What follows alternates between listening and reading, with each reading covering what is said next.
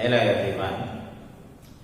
हम कार्बधात्विक यौगिकों की बात कर रहे थे और पिछली क्लास में अपन ने कार्बजिंक यौगिकों का अध्ययन किया था।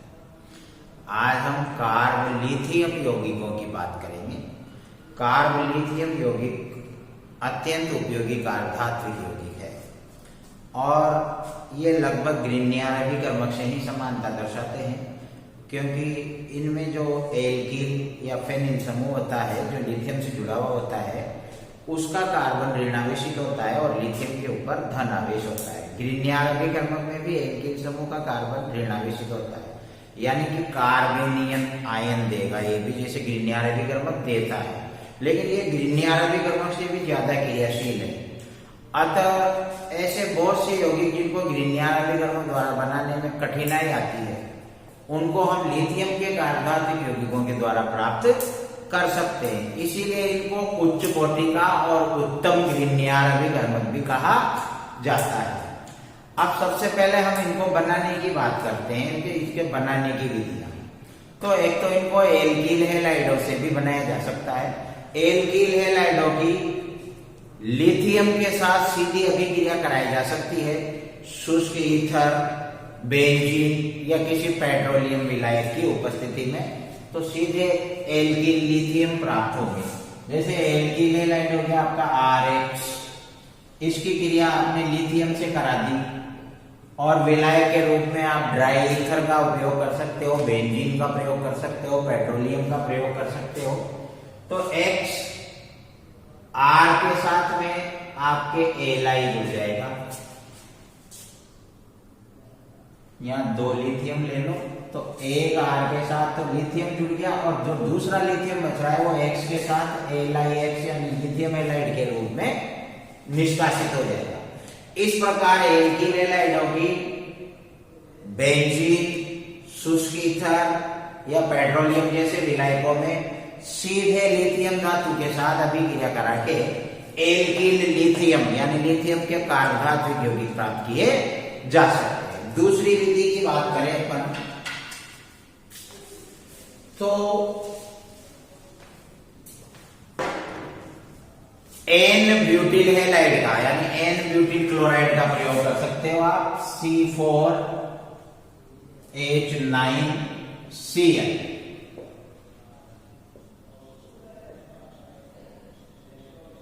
ये एन ब्यूटिल क्लोराइड, इसका उपयोग करना है और इसकी अभिक्रिया किसी यौगिक के साथ करवाएंगे जिसमें या तो धातु हाइड्रोजन का विनिमय होगा या धातु हैलाइड का विनिमय होगा और उपयोगी लिथियम के कार्बधात्विक यौगिक अपन को प्राप्त हो जाएंगे। जैसे फेरोसिन के साथ अपन इसकी क्रिया करवाएं C5H5 ये एन ब्यूटिल लिथियम, यहाँ पर एन ब्यूटिल क्लोराइड की जगह अपन एन ब्यूटिल लिथियम का उपयोग कर सकते हैं। तो यहाँ से हाइड्रोजन इधर आ जाएगा और इधर से लिथियम इधर चला जाएगा, यानी कि हाइड्रोजन और लिथियम धातु, तो धातु हाइड्रोजन विनिमय होगा। तो यहाँ इसमें से दो हाइड्रोजन कम करेंगे। C5H5 दो बार है, दोनों में से एक एक हाइड्रोजन कम होगा तो ये C5H4 दो बार रह जाएगा। तो यहाँ पर दोनों हाइड्रोजन, यहाँ पर लिथियम को हटाकर इसके दो अणु ले लेते हैं।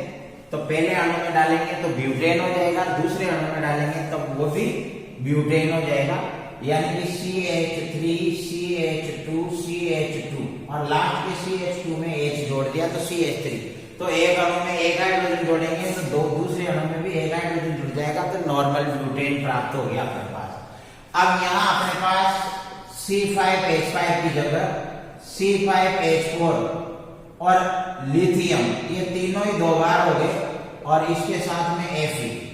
तो ये उपयोगी लिथियम का कार्बधात्विक यौगिक है जो अपन के धातु और हाइड्रोजन के विनिमय के द्वारा प्राप्त हुआ है।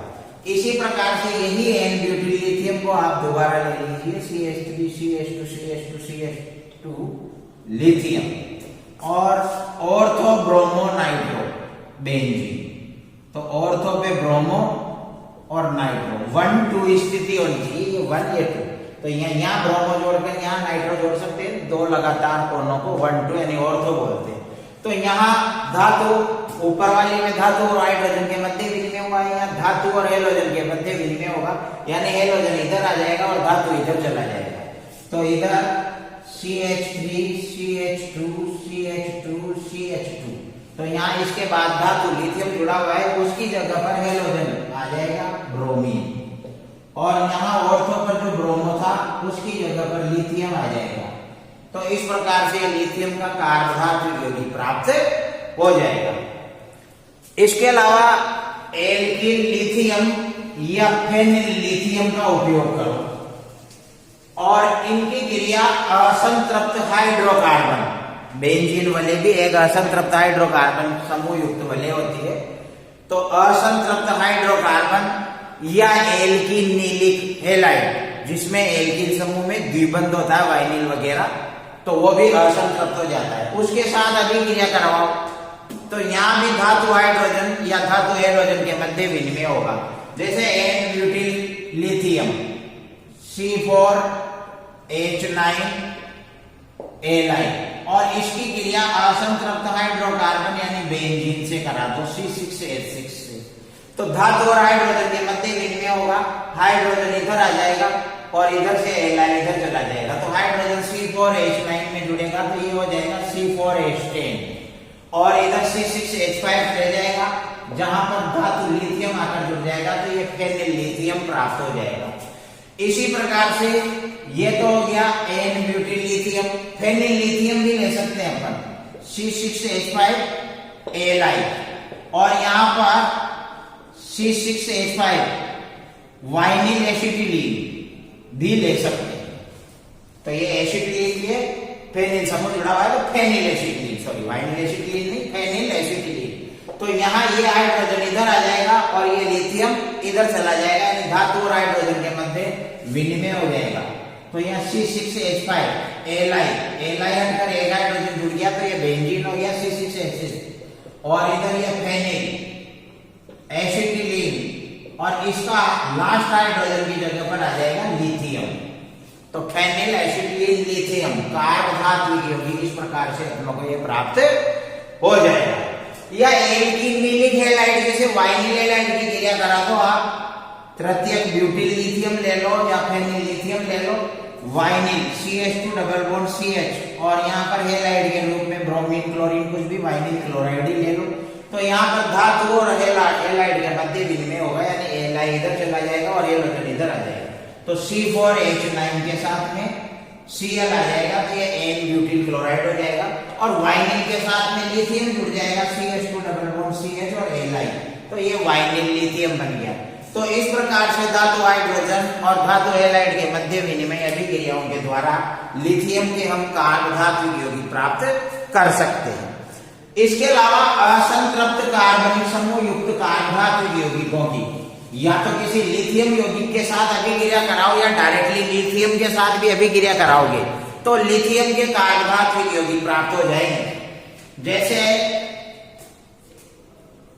ये vinyl tin, tetra vinyl tin CH2 double bond CH का होल 4 SN, ये टेट्रा वाइनिल टिन। अब इसकी लिथियम के यौगिक के साथ अपन क्रिया करवाते हैं, तो जैसे C6H5 Li, इसके भी 4 अणु कर देते हैं क्योंकि इधर वाइनिल समूह 4 बार है तो यहाँ फेनिल भी 4 बार हो जाएगा।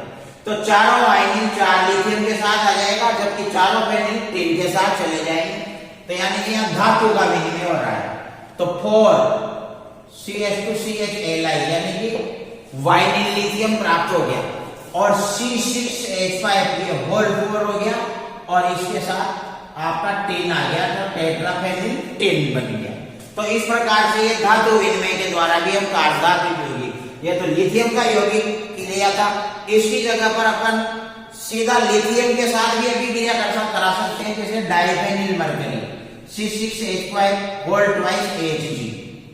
अब इसकी क्रिया अपन केवल लिथियम के साथ कराएं तो दोनों फेनिल 2 लिथियम के साथ जुड़ जाएंगे तो 2C6H5 Li, तो फेनिल लिथियम बन गया, एक Li मरकरी के साथ लिथियम मरकरी मिश्र धातु का निर्माण कर देगा।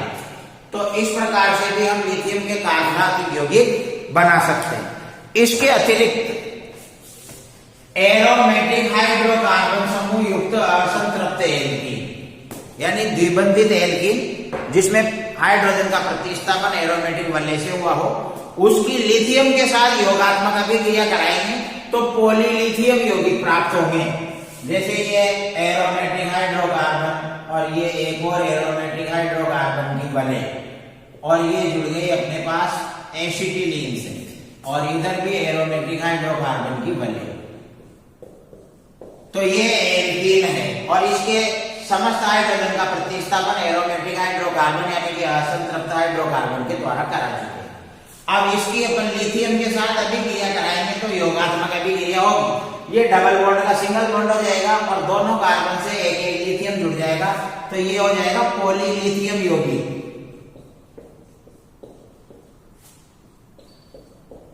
तो ये डबल का अपन ने सिंगल कर दिया,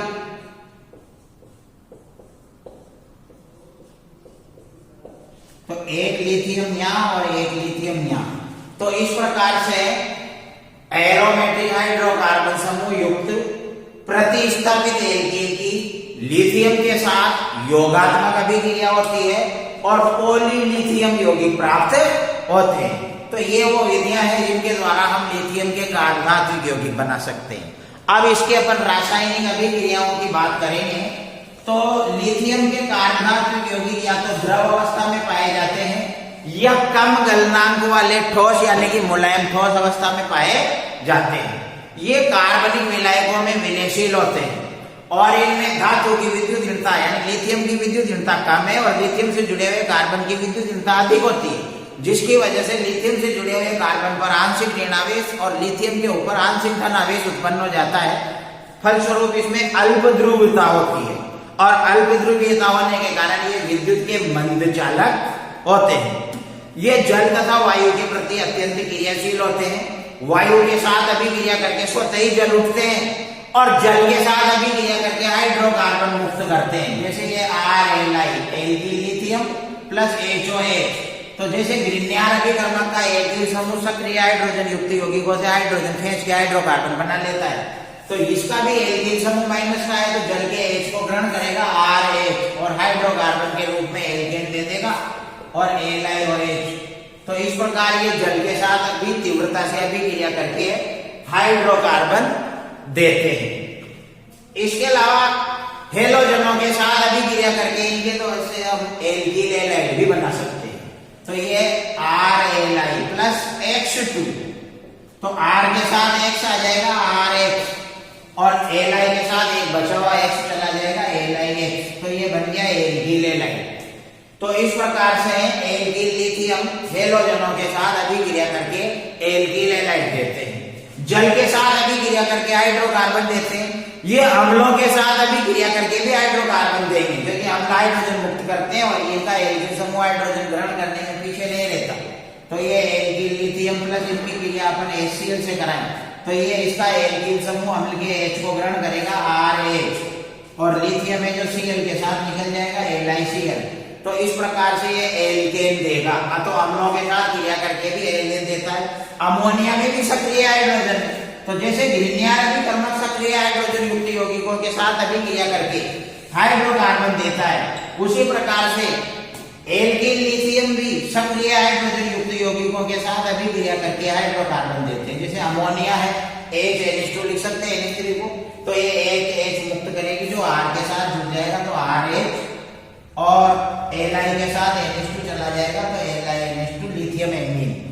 तो इस प्रकार का हाइड्रोकार्बन, तो देख लीजिए एल्किल लिथियम जल के साथ क्रिया करके हाइड्रोकार्बन दे रहे हैं, हेलोजनों के साथ क्रिया करके एल्किल हैलाइड दे रहे हैं, अम्लों के साथ क्रिया करके हाइड्रोकार्बन दे रहे हैं और अमोनिया के साथ क्रिया करके भी हाइड्रोकार्बन दे रहे हैं। लिथियम के कार्बधात्विक यौगिक खासकर एल्किल लिथियम बिल्कुल ग्रिग्नियर अभिकर्मक से समानता दर्शाते हैं। ग्रिग्नियर अभिकर्मक में भी एल्किल समूह ऋणावेशित यानी कार्बन आयन के रूप में उपस्थित होता है। एल्किल लिथियम का भी एल्किल समूह ऋणावेशित होता है यानी कार्बेनियम आयन के रूप में ही उपस्थित होता है। तो इसकी रासायनिक अभिक्रियाएं ग्रिग्नियर अभिकर्मक की तरह ही चलेगी और ये ग्रिग्नियर अभिकर्मक से भी ज्यादा क्रियाशील है। तो जैसे ग्रिग्नियर अभिकर्मक प्राथमिक, द्वितीयक और तृतीयक एल्कोहलों के साथ अभिक्रिया करके हाइड्रोकार्बन देते हैं, तो एल्किल लिथियम भी प्राथमिक द्वितीयक और तृतीयक एल्कोहलों के साथ क्रिया करके बिल्कुल ग्रीनियर अभिकर्मक की तरह वही हाइड्रोकार्बन देंगे।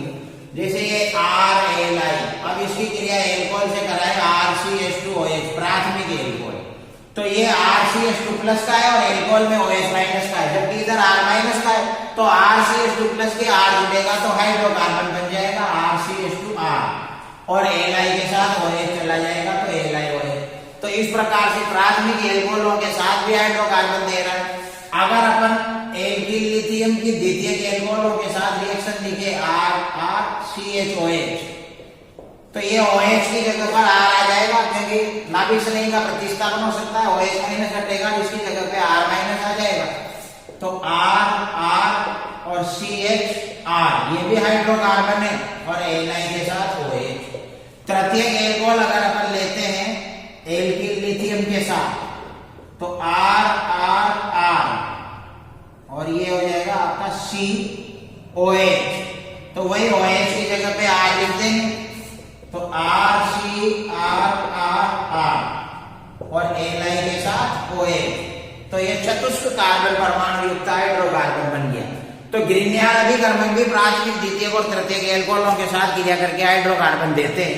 तो एल्किल लिथियम भी उसी तरह से प्राथमिक द्वितीयक और तृतीयक एल्कोहलों के साथ क्रिया करके हाइड्रोकार्बन दे रहे हैं। एल्किल हैलाइडों के साथ क्रिया करवाएंगे अगर आप एल्किल लिथियम की, तब भी आपको हाइड्रोकार्बन ही प्राप्त होंगे। तो जैसे ये एल्किल लिथियम है, इसकी क्रिया एल्किल हैलाइड यानी RH से करेंगे। अब एल्किल हैलाइड में R+ का होता है, जबकि एल्किल लिथियम में R- का होता है, तो एक का R+ दूसरे के R- से क्रिया करेगा, तो R के साथ R जुड़ जाएगा और Li के साथ X। तो इस प्रकार से एल्किल हैलाइडों के साथ क्रिया करके भी हाइड्रोकार्बन देते हैं। अब बात करते हैं CO2 के साथ अभिक्रिया। तो जैसे ग्रीनियर अभिकर्मक ने CO2 के साथ अभिक्रिया करके एल्केनोइक अम्ल बनाए थे, तो ये भी बिल्कुल ग्रीनियर अभिकर्मक के समान रासायनिक अभिक्रियाएं देते हैं, तो ये भी CO2 के साथ क्रिया करके एल्केनोइक अम्ल देंगे। जैसे कि ये RLi, एल्किल लिथियम, CO2 को अपन लिख सकते हैं C डबल बॉन्ड O और O डबल बॉन्ड C। तो C+ का होता है, जिस पर R- का जुड़ जाएगा, और O- पर Li+ का, यानी कि डबल बॉन्ड का सिंगल बंद हो जाएगा एक जगह पर। तो ये एक जगह पर डबल का सिंगल कर दिया, एक जगह पर डबल ही रहने दिया। तो C पर तो R जुड़ गया, O पर Li जुड़ गया। इसको दोबारा लेकर इसका जल अपघटन करा देंगे, यानी कि जल से क्रिया कराएंगे HOH, तो ये LiOH निकल गया, और यहाँ पर OH आ गया, तो RCOOH प्लस LiOH। तो बिल्कुल सेम ग्रीनियर अभिकर्मक की तरह ही क्रिया है। ग्रीनियर अभिकर्मक की CO2 के साथ अभिक्रिया से जो योगोत्पाद बनता है, उसका जल अपघटन कराने पर कार्बोक्सिलिक अम्ल बनते हैं। तो यहाँ भी वही है कि एल्किल लिथियम की CO2 के साथ अभिक्रिया पे जो योगोत्पाद बन रहा है, उस योगोत्पाद का वैसे के वैसे ही जल अपघटन करा रहे हैं, तो कार्बोक्सिलिक अम्ल यानी एल्केनोइक अम्ल को प्राप्त हो रहे हैं। अच्छा, ग्रीनियर अभिकर्मक फार्म एल्डिहाइड के अलावा अन्य एल्डिहाइडों के साथ क्रिया करके द्वितीयक एल्कोहल देते हैं, जबकि कीटोनों के साथ क्रिया करके तृतीयक एल्कोहल देते हैं। तो आपका एल्किल लिथियम भी फार्म एल्डिहाइड के अलावा अन्य एल्डिहाइडों के साथ द्वितीयक एल्कोहल और कीटोनों के साथ क्रिया करके तृतीयक एल्कोहल देगा। तो जैसे ये RLi, अब इसमें फार्म एल्डिहाइड के अतिरिक्त अन्य एल्डिहाइड में जैसे एसिड एल्डिहाइड ले लेते हैं, CH3CH डबल बॉन्ड हो, तो पहले एल्डिहाइड को डबल का सिंगल करके लिख देंगे अपन, तो CH3CHO, तो C पर तो जुड़ गया R और O पर जुड़ गया Li, और इसको दोबारा ले लेंगे RCHR और OLi, और इसका अम्लीय जल अपघटन करा सकते हैं। अम्लीय जल अपघटन का मतलब LiCl के साथ अभिक्रिया हो जाएगी, तो ये Li के साथ Cl निकल जाएगा और Li की जगह पर हाइड्रोजन आ जाएगा, तो CH3 CH R और OH प्लस LiCl, तो ये द्वितीयक एल्कोहल बन गया, बिल्कुल वही ग्रीनियर अभिकर्मक की तरह। ग्रीनियर अभिकर्मक ने भी फार्म एल्डिहाइड के अतिरिक्त अन्य किसी भी एल्डिहाइड के साथ क्रिया की, और जो योगोत्पाद बना उसका जल अपघटन कराने पर द्वितीयक एल्कोहल बनते हैं। उसी प्रकार से एल्किल लिथियम भी फार्म एल्डिहाइड के अलावा अन्य एल्डिहाइडों के साथ क्रिया करने पर जो योगोत्पाद प्राप्त हो रहा है, उसके अम्लीय जल अपघटन से द्वितीयक एल्कोहल देते हैं। अब ग्रिग्नियान अभिकर्मक ने कीटोनों के साथ क्रिया की थी तो तृतीयक एल्कोहल दिए थे, उसी प्रकार से एल्किल लिथियम भी कीटोनों के साथ क्रिया करके तृतीयक एल्कोहल ही देंगे, बिल्कुल उसी प्रकार से जैसे ग्रिग्नियान अभिकर्मक के साथ दिए थे। तो ये RLi एल्किल लिथियम और कीटोन में हो जाता है RC डबल बॉन्ड हो और ये R। तो पहले कीटोन में डबल का सिंगल करके लिख देंगे ये, तो C पर तो जुड़ गया R और O पर जुड़ गया Li। तो इस प्रकार से बनने वाले यौगोत्पाद को हम दोबारा लेंगे और इसका हम जल अपघटन करा देंगे। तो OLi प्लस अम्लीय जल अपघटन यानी HCl से किया तो Li के साथ Cl चला जाएगा और Li की जगह पर H आ जाएगा। तो RCRR और ये OH प्लस LiCl। तो इस प्रकार से एल्किल लिथियम कीटोनों के साथ अभिक्रिया के फलस्वरूप बने यौगोत्पाद का जल अपघटन कराने पर तृतीयक एल्कोहल देते हैं। और ऐसे जैसे ग्रिग्नियान अभिकर्मक ने भी इसी प्रकार की अभिक्रियाएं दी थी। हाँ, एल्किल लिथियम के अभिक्रियाओं में ये ध्यान रखना है कि अपन को एल्किल लिथियम की लिमिटेड मात्रा यानी केवल आवश्यक मात्रा का ही उपयोग करना है, वरना अत्यधिक क्रियाशील होने के कारण ये वापस ये बनने वाले एल्कोहलों से क्रिया करके वापस हाइड्रोकार्बन मुक्त कर देंगे, जो अभी अपन ने शुरू में इसकी अभिक्रियाएं पढ़ी थी।